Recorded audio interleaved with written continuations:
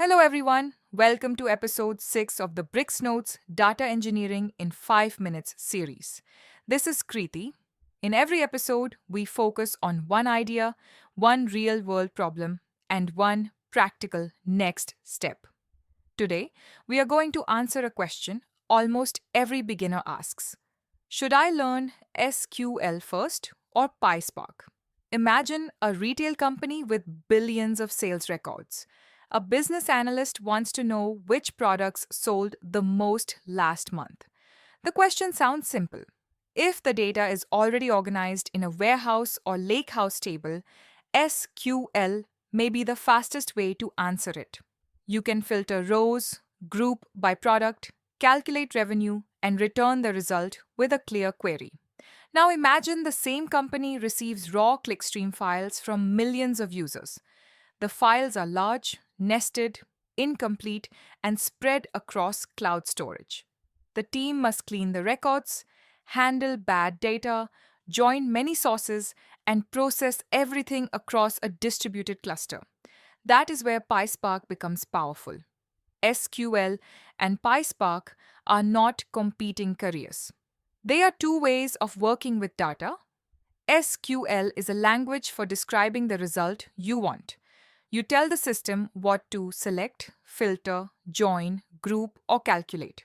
It is readable, widely used, and essential for analytics, reporting, data modeling, and validation. PySpark is the Python interface to Apache Spark. It gives you more control when a pipeline needs complex logic, reusable functions, programmatic workflows, testing, or large-scale transformations. In our previous video, we compared batch processing and streaming. Both SQL and PySpark can participate in those pipelines. The real decision is not which tool is better. The decision is which tool makes the problem easier to understand, build, test, and maintain. Let us look at a real production example. A data engineer receives daily order data. The first task is to remove cancelled orders, join product details, and calculate daily sales. SQL may be perfect for this. The business logic is clear, and another engineer can review the query quickly. Later, the source begins sending nested JSON with arrays of items, optional fields, and changing schemas. Now the pipeline needs custom parsing, error handling, reusable functions, and automated tests. PySpark may be the better choice. A strong data engineer often uses both in the same project. PySpark may read and prepare complex raw data. Spark SQL may transform trusted tables. SQL may validate row counts and business totals. Python may organize the workflow, manage parameters, and run tests. One common beginner mistake is trying to choose one tool forever. Some people say SQL is too basic, others say PySpark is too difficult. Both ideas are wrong. SQL teaches you how data is related.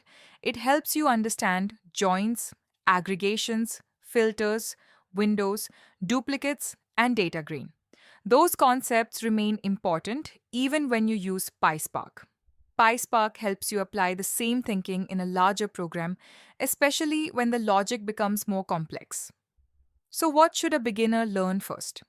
Start with SQL. Learn how to select data, filter it, join tables, group results, use window functions, and check data quality. Then learn PySpark and connect each data frame operation to the SQL concept you already understand. For example, filter in PySpark is similar to a where condition in SQL. Group by is similar to group by. Join still depends on understanding keys and data grain. In episode 3, we followed one record from an app, clicked to a dashboard. That journey may use PySpark during ingestion and cleaning, SQL during modeling, and both during validation. The business does not care which language looked more advanced.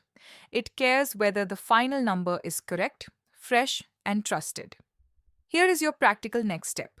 Take one small dataset and solve the same problem twice.